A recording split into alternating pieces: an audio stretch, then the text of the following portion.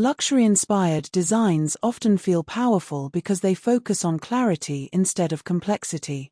Today, how to design premium minimal frame layouts. Open Canva and create a 1080 by 1080 square canvas. Start with a warm white background and keep the workspace clean and uncluttered. Insert one large rectangular frame slightly off-center and upload your primary image. Adjust the crop carefully so the composition feels balanced and intentional.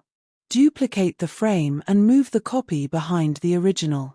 Enlarge it slightly and lower its transparency to create a soft layered border effect.